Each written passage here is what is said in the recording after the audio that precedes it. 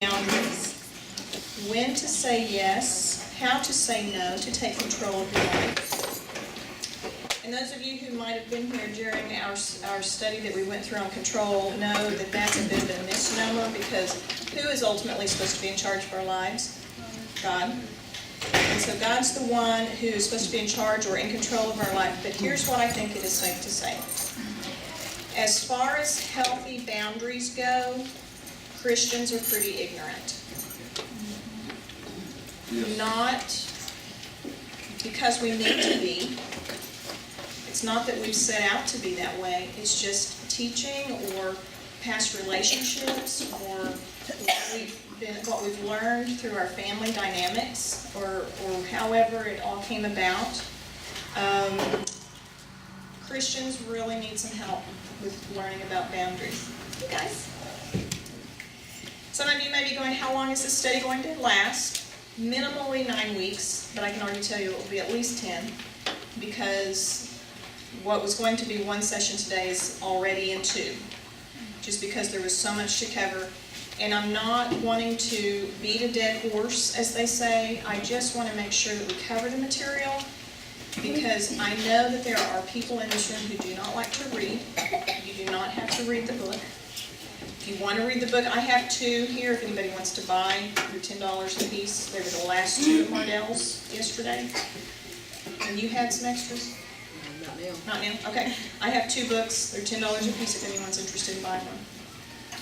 I don't want to beat a dead horse or anything, but I feel like this is such an important study and can be so, from personal experience, I know this can be so life-changing and so freeing, as much of a dichotomy as that might sound, that it can, to know where boundaries are in your life can be extremely freeing. So you'll understand that as we go through it. Curtis and I are going to do this together. I will probably primarily be the podium person, just because that I think there's more comfort there. So he'll probably most of the time be sitting out there, but he is going to be interjecting. He's got 25 years, as all of you know, 25 years of mental health therapy experience. So when you have dealt in the mental health profession for 25 years, you've seen a lot of stuff, and heard a lot of stuff, and seen a lot of patterns, and know a lot of just, you know, there's no new thing. The enemy doesn't have any new things. So he's seen most, if not all of it. Okay, today we're going to start out with about an 8-minute video vignette. If you've read the book, this is about Sherry. She's introduced in the first chapter. And the book goes into much more detail. This will just give you a quick synopsis. But we're going to start by being introduced to Sherry and her life. So let me do some switching.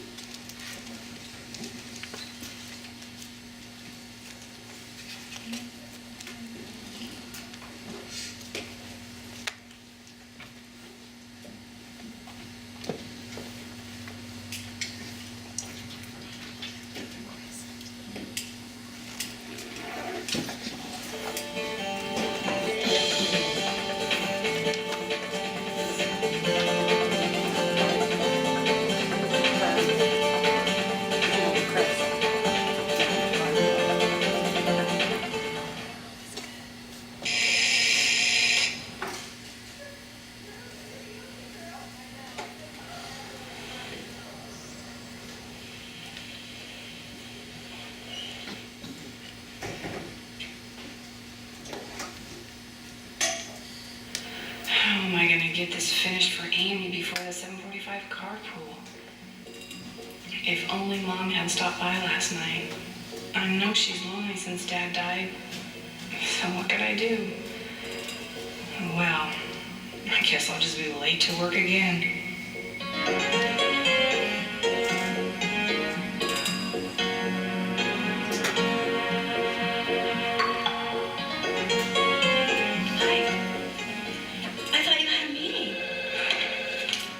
Phillips. Oh, Sherry, thank goodness you're there. Hi, Michelle. I don't know what I'd done if you'd already gone to lunch.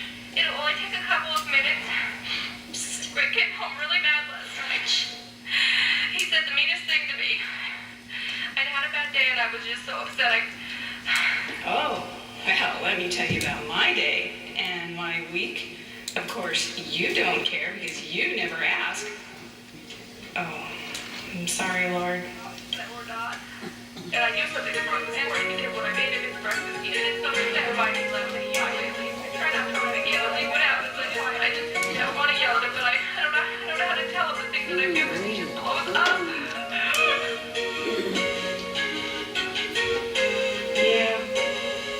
Okay. Well, I'm praying for you. Yeah. I'll call you tonight. Bye. Hello, Sherry Phillips. Yeah, Sherry, Dan here. Your phone's been busy forever. Listen, I know you're swamped, but I really need you to go over these pillars by tomorrow. Client wants to meet at 8 o'clock. You can make it, can't you? Yeah. Okay. Thanks. No, I can count on you.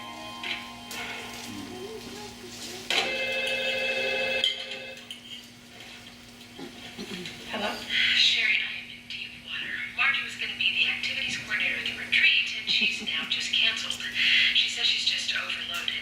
Anyway, can you take over for I her? don't know, Phyllis. The weekend of the 20th, we were planning a family getaway that weekend. Not for me. That's the weekend of the concert. Yeah, and I have soccer.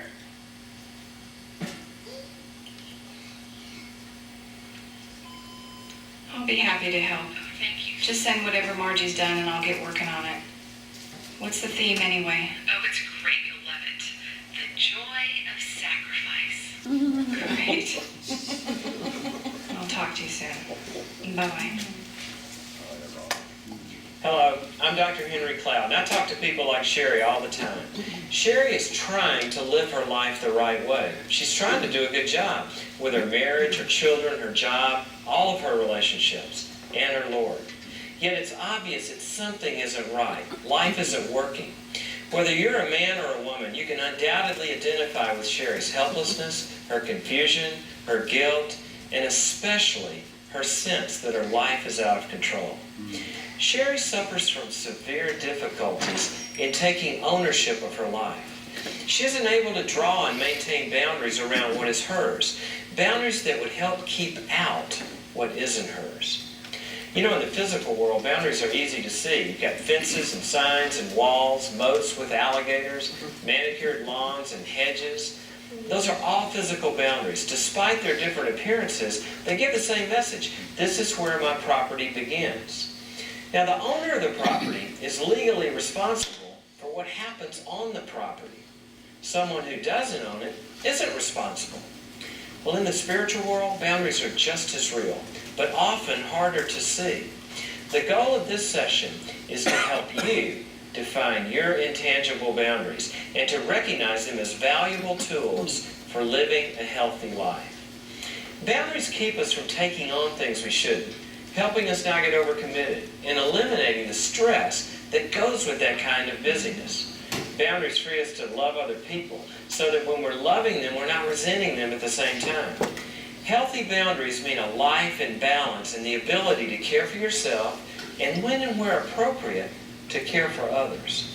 Boundaries define your soul and they help you to guard it and maintain it.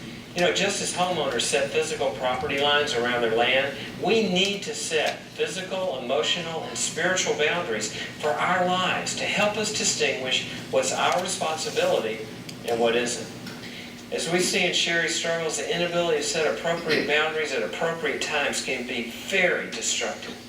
Sherry has great difficulty knowing what things are her responsibilities and what aren't. And in her desire to do the right thing or to avoid conflict, she ends up taking on or owning problems that God never intended her to take on. Let's look at some of them. Her mother's chronic loneliness, her boss's irresponsibility, her friends' unending crises, and the list goes on. Sherry also fails to take responsibility for herself, her poor choices, her non-existent limits, her unhappiness, and this list goes on too. What causes such weak boundaries, or boundaries that don't exist at all? Well, a variety of things. Past hurts, poor models, and sometimes misunderstood Christian teachings. Whatever their root, it's easy to see that Sherry needs clearly defined boundaries. And so do you and I. Boundaries define us. They define what is me and what is not me. A boundary shows where I end and someone else begins, leading me to a sense of ownership. And healthy boundaries are what we'll be working towards in this session and the 8 to come.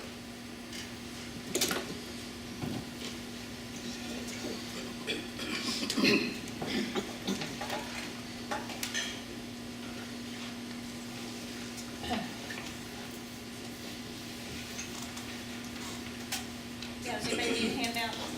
Everybody have one? Here's one. So how is life for Sherry? Epic. Frustrating. Chaos. Chaos. Chaos is a very good word. Frustrating, very good word. So what are some of the problem areas in her life? Say no. Saying no. Why would she have such have a problem with that? What would be the issues behind that? Guilt. Codependency. What about, but that's where my identity comes from. If that's where she's getting her identity, is from doing all of these things, can you see where it can be a catch-22 and we can be a martyr? You know, well, I have to do these things so that I'm the Christian that I'm supposed to be. I mean, the whole thought process, what do we live out? What have I said over and over? We live out what we believe. And so if we believe in something, then that's what we're going to live out. So she obviously has boundary issues. So here, I'm going to do some reading of some of the excerpts from the book. So that's one reason if you want to read the book, great. If you don't have to. So here is an excerpt from it. It says, the inability to set appropriate boundaries at appropriate times with the appropriate people can be very destructive. And that's what we saw with Sherry. And this is one of the most serious problems facing Christians today. If you have the book, it's on page 27. Many sincere, dedicated believers struggle with tremendous confusion about when it is biblically appropriate to set limits. When confronted with their lack of boundaries, they raise some good questions, like, can I set limits and still be a loving person? Isn't that something that goes through our minds? But I won't be loving if I say no. What are legitimate boundaries? Just defining them. What is and is not a boundary? What if someone is upset or hurt by my boundaries? As Christians, what is one of our things? We don't want to hurt anybody's feelings. You know, that's what we learn. We grow up with that, right? As little bitties in church and at home, we're taught, you don't want to hurt other people's feelings. You know, so it's ingrained in us. How do I answer someone who wants my time, love, energy, or money? We all have people who have asked for those. Why do I feel guilty or afraid when I consider setting boundaries? How do boundaries relate to submission? And aren't boundaries selfish? Yes, that's a key word. Aren't boundaries selfish? If I set boundaries, am I being selfish? You're accused of being that. Or you're accused of being selfish? Which can play mind games with you. Okay, you got mind games going on here. So for the next few weeks, we're going to take a biblical look that a lot of Christians haven't ever even looked at. A biblical look at boundaries. And we're going to say what they are, what they protect, how they're developed, how they're injured, how to repair them, and how to use them. So that's what we're going to be looking at. So if you have any issues in those areas, this class is for you. And one thing I've told people that I've talked to, I'm excited to go through this class again, or through this book again. I've read it years ago. Because as we are in different seasons of our life, we will find that we have different boundary issues. I have children who are growing up, graduating, getting older, and as they move into that adult time of their life, my boundaries, the whole boundary situation changes from when they were smaller. So it's a great time for me to be going through this again. So today we're going to be looking at, let me see if my thing's going to change here for me. What is a boundary? Yes. What is a boundary? So we're going to look at that. So there are some in here, I'm sure, who are visual learners. So for you all, here we go. I'm doing this just for you. Countries have boundaries and states have boundaries, right? So there are boundaries. Sometimes you can't, when you are traveling on a road, can you necessarily see that line? It's fascinating whenever you're going between here and Colorado and you check your phone and the time automatically changes. Satellite says when you have crossed the boundary and your time changes on your phone. But you might see some signs that give you a clue that you have crossed the boundary. You are now in different territory. States are broken into counties. There are fences between property. Follow along here, I can't remember what all I said. So some are obvious, like the little chain link, or whatever you call that. I call it chain link, and somebody else told me Chain something. link. I call it chain link. Some are really obvious. When you see one of those, you know that person does not want anyone. It's a little different than a chain link, right? It's a little sturdier, a little taller. Some are even cute. Oh, gosh. So some boundaries are cute. Some are the cliche, the white picket fence, but it's a boundary. You know who's on which side. Some are not as obvious. Can you see that? Not as obvious, but they're there. Haven't you driven through neighborhoods? There's not a fence, but you can sure tell where that mowing line is. And you can tell there's a boundary there. There may not be a fence. I almost put some pictures of cows on here, but going through the fence, grass is always greener on the other side thing. This is an interesting one. Some boundaries you can see from space. This is, I went to, I think it was Macaulay's 6th grade, the parent night, and his social studies teacher said, let me show you a political boundary from space. That is Israel. Let me show you the map. There's the map of Israel. Can you kind of see it? That is a political boundary that is visible from space. The Great Wall of China is not visible from space. I looked that up. You have to see it with some help. You can kind of see it, but this is one you truly can see from space. And you can even, like at night from space, you can see where boundaries are by the lights. You can see where the cities are and everything. So I thought that was pretty cool. Let's move on. Okay. So now, boundaries. I'm going to read from the book because to me this is one of my favorite parts of this book. It was when I read it the first time. It's so far one of my favorites, reading it the second time. This is the beginning of chapter 2. You might want to follow along if you have to. Because if you, this is, I think you'll appreciate. I don't know that you'll appreciate this. This is for the parents of adult children in the room. The parents of a 25-year-old man came to see me with a common request. They wanted me to fix their son, Bill. When I asked where Bill was, they answered, oh, he didn't want to come. Why, I asked. Well, he doesn't think he has a problem, they replied. Maybe he's right, I said to their surprise. Tell me about it. They recited a history of problems that had begun at a very young age. Bill had never been quite up to snuff in their eyes. In recent years, he had exhibited problems with drugs and an inability to stay in school and find a career. It was apparent that they loved their son very much and were heartbroken over the way he was living. They had tried everything they knew to get him to change and to live a responsible life, but all had failed. He was still using drugs, avoiding responsibility, and keeping questionable company. They told me that they had always given him everything he needed. He had plenty of money at school so he wouldn't have to work, and he would have plenty of time for study and social life. When he flunked out of one school or stopped going to classes, they were more than happy to do everything they could to get him into another school, where it might be better for him. After they had talked for a while, I responded, I think your son is right. He doesn't have a problem. You could have mistaken their expression for a snapshot. They stared at me in disbelief for a full minute. Finally, the father said, "Did I hear you right? You don't think he has a problem?" "That's correct," I said. "He doesn't have a problem. You do. He can pretty much do whatever he wants, no problem. You pay, you fret, you worry, you plan, you exert energy to keep him going. He doesn't have a problem because you have taken it from him. Those things should be his problem, but as it stands now, they are yours. Would you like for me to help him to have some problems?" They looked at me like I was crazy, but some lights were beginning to go on in their heads.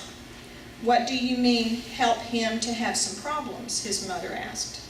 "Well," I explained, "I think the solution to this problem would be to clarify some boundaries so that his actions cause him problems and not you." "What do you mean boundaries?" the father asked. "Look at it this way. If it is as if he's your neighbor. It's as if he's your neighbor who never waters his lawn. But whenever you turn on your sprinkler system, the water falls on his lawn. Your grass is turning brown and dying, but Bill looks down at his green grass and thinks to himself, 'My yard's doing fine.' That is how your son's life is. He doesn't study or plan or work, yet he has a nice place to live, plenty of money, and all the rights of a family member who is doing his part. If you would define the property lines a little better, if you would fix the sprinkler system so that the water would fall on your lawn, and if he didn't water his lawn, he would have to live in dirt, he might not like that after a while. As it stands now, he is irresponsible and happy, and you are responsible and miserable. A little boundary clarification would do the trick. You need some fences to keep his problems out of your yard and in his, where they belong. Isn't that a bit cruel, just to stop helping like that?" his father asked. "Has helping helped him?" I asked. His look told me that he was beginning to understand. Boundaries. So here's your first fill in the blank. What do boundaries do? They define us. What is me and what is not me? Where do I start and stop, and where does another person start and stop? Because we're going to get there. The next, do you guys have that one? What is and is not me? Boundaries help us differentiate ourselves from someone else. They differentiate us, just like a fence line differentiates. As I was going through the whole fence thing, has anybody ever heard of the Devil's Alley? Is that what it's called, the Devil's Alley? Where two property owners are having a feud, and so they set their fences about 10 or 20 feet apart. And there's a strip in between there, like a, have you seen those? There was one where I grew up, and I just was thinking about that. And I think my dad called it a Devil's Alley or something like that.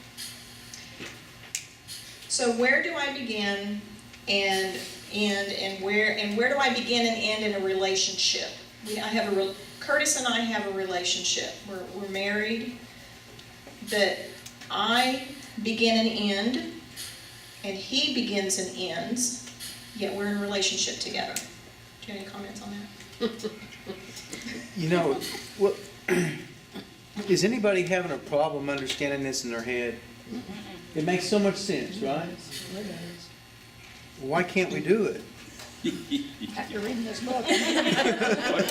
I mean, it's not a problem of understanding it.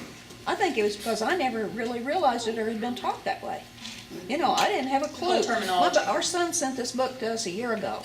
If I'd have had this when I was in the workplace, I would have been 100% better. I was this person that worked 24/7 protecting my boss and doing his work, and he got big bucks for it, and I'd come home dead. I mean, you know, and this went on for years.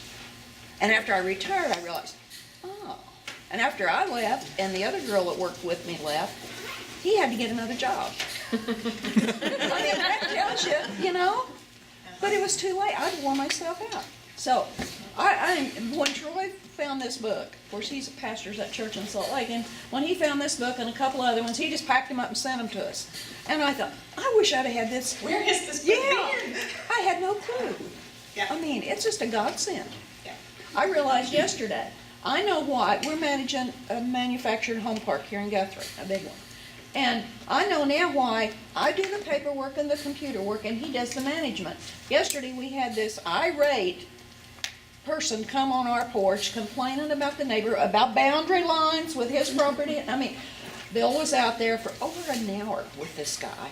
And I went to the door and listened to most of it, and then he hit my button. Boy, I mean, he said something that about other neighbors that really upset me. And I said, we have nice people in this park, and yada, yada. And he said, well, why are you coming on to me? Well, I realized then, Bill said, I think it's time for you to go back in. And I did. I was ready. And I went in, and I thought, thank you, Lord. I know now why. I do the paperwork, he does the management. I don't know how he stood out there with a guy that long. We have our boundaries. Yes, and I thought, that's what it was. Very plain. Oh. I think a lot of times too, our boundaries are defined again, like when we're young, how we're raised and how, you know, it's, I had a wonderful set of parents. My mom's gone, but my dad's still around. He grew up in a very authoritative dictatorship type atmosphere in eastern Oklahoma, and I learned to do as I was told and not ask questions. So you learn to do that as you grow older and you get into even into your job, you just learn to do as you're told, not ask questions. Or even in the military, same thing. You just don't challenge. And so you tend to take on a whole lot more, or you learn to take on a whole lot more than what you're actually responsible for and should do. It becomes a way of life. Yeah. Becomes what you know. Yeah. That's what you know. Kathy, do you have a comment? Okay, I'm gonna make a confession here.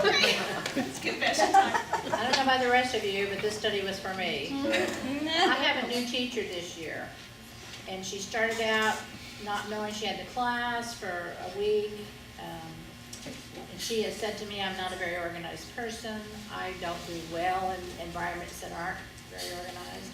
And I have had since school started, very difficulty in knowing my boundaries and being able to set up what I should take on, what I should not do. And it's been very, very difficult. And so sometimes what I'm saying all that for the rest of you is that sometimes when we get into new relationships, it's difficult learning where our boundaries are. And well, I have a new daughter-in-law. I'm learning new boundaries and new relationships and how to work on all them. So, yeah, I guess this was for me. Our lives are dynamic. Yeah. And we're constantly, kind of like you said, coming into new relationships or new family dynamics are changing. Well, just what Bob was saying, it's what I was thinking a while ago on your film a while ago, the drugs and whatever, the way he was raised that could be just a buffer that drove him into some of that. Right. A bunch of it. Because of coping stuff. And Janice? the root of the problem is not the drugs. Right. Janice? I think the main reason we don't do it is because of the reaction of the other person. If someone asks you to do something and you say, I can't, I am just swamped, and they're like, oh, we really need you, you know you can do that. And immediately I say, okay, because we don't want to let other people down. And that's what overpowers all of this stuff. How many, and if you do not want to raise your hand, it's fine. You can probably look at our faces and know. I know. I won't even ask how many of you do it. How many of you were raised around it? A what? Around the guilt and manipulation. And you learn it. I mean, if that's what you're around, that's your example, then you're going to learn it. I mean, how can you not learn it? Curtis, did you have a comment? I did. You know, it's really about our own deficit. It's not about the other person, it's about our deficit. We change boundaries because there's something about that that makes us feel better, at least temporarily. Whether it removes the guilt or removes the shame, or whether it adds something positive in our life. And so when we start to look through this series of boundaries, we got to begin looking at ourselves and determine what it is that I'm trying to get out of an unhealthy relationship. It's just like praying for your husband. You know, I can Exactly. pray, I can pray for my husband to change, or I can ask God to change me. And that's where there's a book by Stormy somebody. Story on Marty. Yeah, and it, The Power of Praying Wife. yeah, it's, God needs to change me and work through me. Now, that doesn't mean God won't change him too, but that's who I can change, is me. Right. And that's like with my teacher, who I can't change who she is or how she works. I have to work to change me. Exactly. Trina, do you have a comment? Yeah, when you have boundaries, it's hard to work, it's hard to retain, it's not easy to retain your boundaries around people who don't have boundaries. Yeah. That's Which a I big do point every right day. there. What's Yeah. that? It's hard to retain You might have if boundaries, you don't, if you but live around another people who person don't. doesn't. Oh, yeah. And so it's a challenge when you're trying to learn to be healthy and have healthy boundaries, to maintain those when you get around someone with unhealthy boundaries. Okay, here's what I'm gonna warn you guys about. As you learn this, you're going to be learning healthy boundaries. Where do you experience most of your unhealthy boundary stuff? With your family. You're gonna walk right back into Thanksgiving, you're gonna walk right back into Christmas. Have they changed? Nope. There's going to be your challenge. I can So remember, keep that in mind. Go ahead, Bob. I remember, it's been several, or a few months ago and stuff, that Jana said something about that, like with your family, that you had learned to, it's like set hers, but yet they still don't understand that and want to encroach in on that stuff. That's something I've remembered ever since that one Sunday. And that is so true. How many of you get around your parents and you feel like you're, 8 years old or 10 years old, no matter how old you are, right? It sets you back. And so this is a whole Holy Spirit in you process. Seriously, I was praying this morning, I was like, God, I can bring this information. I can be obedient and studying and putting this together and what I can do that. I cannot bring this alive in your life. I can't. So that's where the Holy Spirit has to, and that's where I pray for you guys, that the Holy Spirit works in each of you individually, because I can't. That's a boundary. I know that's a boundary. I cannot control you guys. That's my boundary. Can it be frustrating sometimes? Yeah. But I can't control it. You were talking about adult children, which we have, and I had to learn to set boundaries between them and us, because they got so used as a young couple with young babies and growing up that mom and dad would be available just like this, and you try to do that with new babies and whatever, and we were just killing ourselves. And they live in Edmond, we moved here, and it was just constant back and forth trying to help them. Well, then I realized we were canceling dinners, canceling appointments, missing things, and it helped me realize we have to stop that. We need to be available, yes. In an emergency, I'll drop whatever I'm doing to go help those kids. Of course, the girls are older now, and Tom's in town now. He traveled for years, and it was tough on Robin. But things are so much better between us and them, just because they know that we're busy. We have a social life now. We work now. Our part-time went to pretty much full 24/7. And I said, but it's made things so much easier because they've learned to call ahead. They make appointments. We make appointments with them to go to dinner. This type of thing. It's not spur of the moment. We're not put under a lot of stress. But that was hard to do. Just to establish that. It really was. Because Yeah, they're- it took some her time feelings, gently doing gently, this. right, Yeah. Right. But that's made 100% difference. So here's another little excerpt, because it leads all of what we've been talking about, and we're not even probably going to get through what I even had for today. So guys, we're probably at 11 weeks now. So That's all right. that's okay. Really though, I want us to get this. I really do. I would rather spend the time and be through Christmas or January learning this, because it truly can change your life. It truly can. And here's why. Knowing what I am to own and take responsibility for gives me freedom. Did I put that on your handout? I meant to and I didn't. So, knowing what I am to own and take responsibility for gives me freedom. If you have the book, that should be on page 31. There's freedom with a boundary. As frustrating and as challenging as they can be, there's freedom there. If I know where my yard begins and ends, I am free to do with it what I like. Taking responsibility for my life opens up many different options. However, if I do not own my life, my choices and options become very limited. Think how confusing it would be if someone told you to guard this property diligently. Somebody gives you that task, you've got to guard this property diligently, because I will hold you responsible if something goes wrong. And then they don't tell you where the property boundaries are. How frustrating would that be? They want you to do something, but they don't tell you.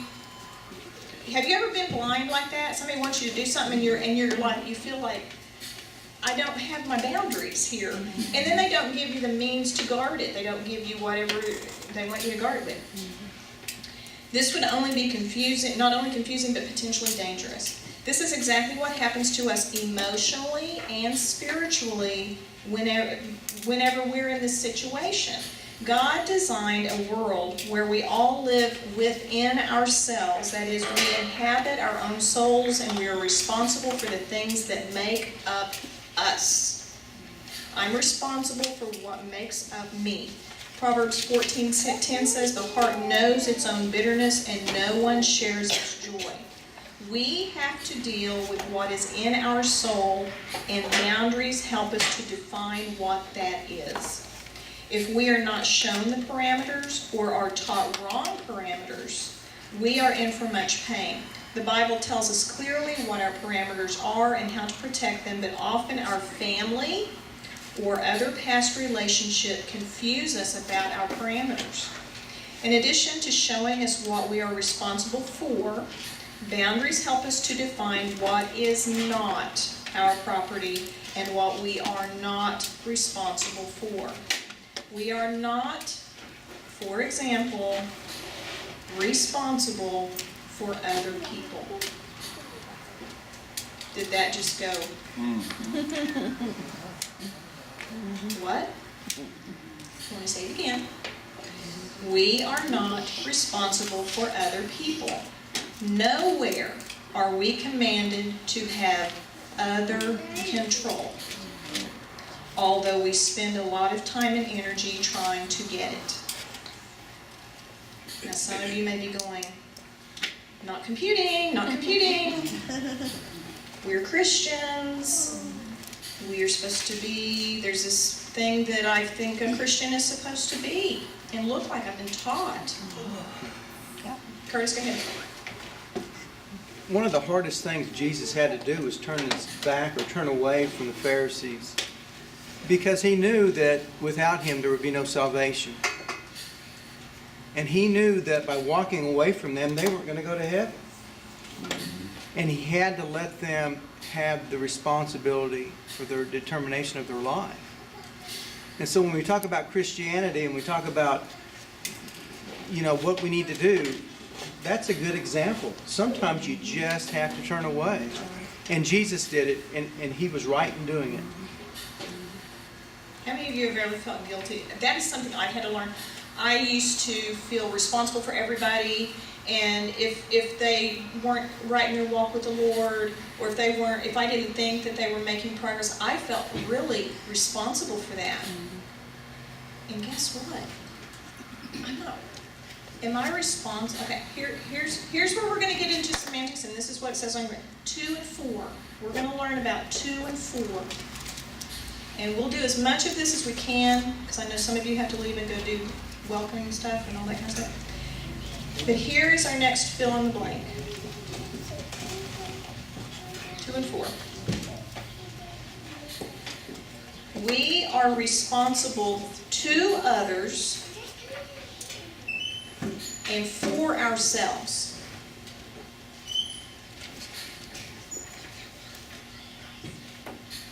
We may start back at this point next time. I'll go as far as I can, but we'll probably start right back at that point next week. For a scriptural reference, we're going to look at Galatians 6. Galatians 6:2 says, "Share each other's burdens, and in this way obey the law of Christ." This shows our responsibility to one another.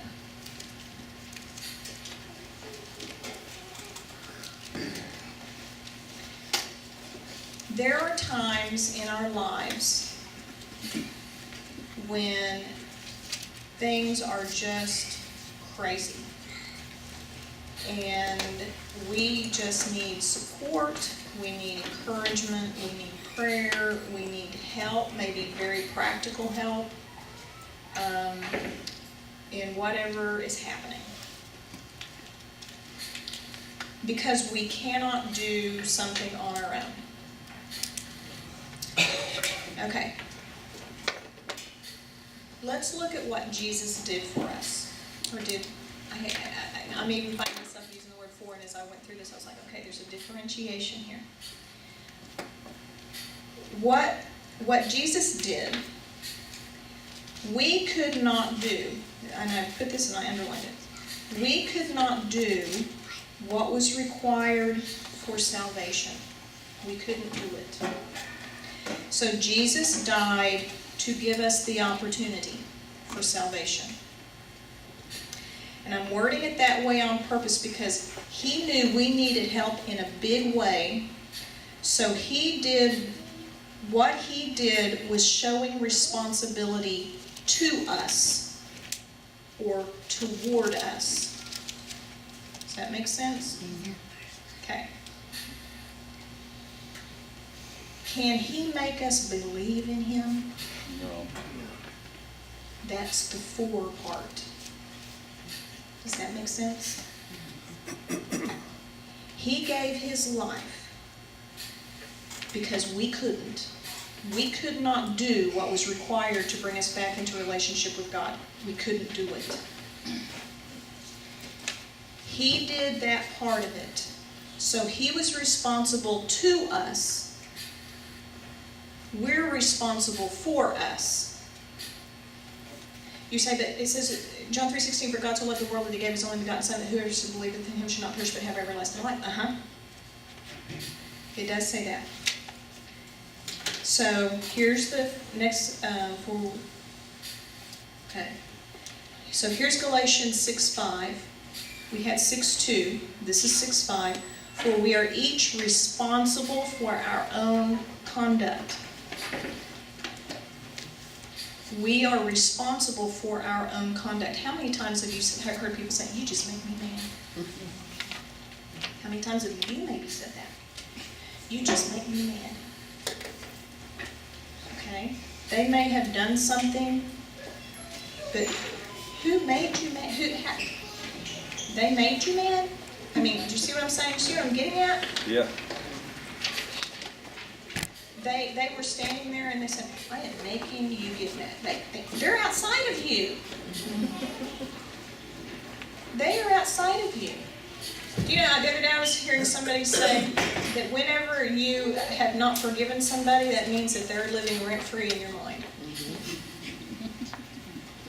When you've forgiven somebody, they're living rent-free in your mind. Well, They're out there. You're also, I mean, you're just giving them control. Who has control at that point? They do. They do. But they're out there. Are they standing right here with you? Are they living right here in your body? No. They're out there. Are we grasping? Okay. So, where it says, this verse right before, "For we are each responsible for our own conduct," this shows responsibility for ourselves.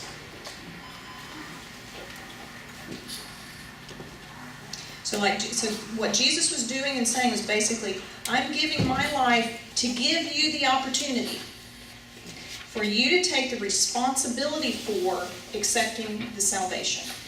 Does that make sense? He cannot save us. He can give his life so that we have the opportunity, and he's done that. So how many of us walk around with feeling the responsibility of our children's salvation? Are you responsible for that? Does that give you some freedom? No. You can pray for them, but you are not responsible for that. Jesus is. The Holy Spirit is. Let the Holy Spirit do his work. When we get in the way, when we think we can control somebody else, we have crossed a boundary. And it's an unhealthy one. It can be an unhealthy boundary for them, and it can be an unhealthy boundary for us. You guys are sitting all in front of me, and I teach you every week. I cannot make you learn this stuff. I can't. So I have to turn you guys over to the Holy Spirit. Because I can't. I tell him that every week. As I start to prepare, I sit there at the computer and I'm like, God, I give this to you. Give me what information it is you're wanting me to teach. You're the one who has to bring it. I can't. Because I know that's my boundary. I cannot force it on you. I will give you grace. People come to me, I'm so sorry I didn't make it to class. It's okay. Remember when we were going through grace and I was telling you guys that? I can tell you guys walk up to me feeling guilty. Sorry I wasn't here. It's okay. I want to give you grace. If God wants you here, he'll get you here. You will never, if I ever make you feel guilty, shame on me. I don't ever want to make you feel guilty. Ever. I want to give you God's grace. We're going to stop there today. We'll probably go over this again because it may take a while for this whole concept to sink into your head. And so I'm going to just pray that concept goes with you guys today, or this week. The whole 2 and 4 concept. What am I responsible? Who am I responsible to? But what am I responsible for? I'm responsible for you. So that's going to be a challenging concept for people. So I just pray blessings on you guys as you go. If you have any questions, let me know. So, okay.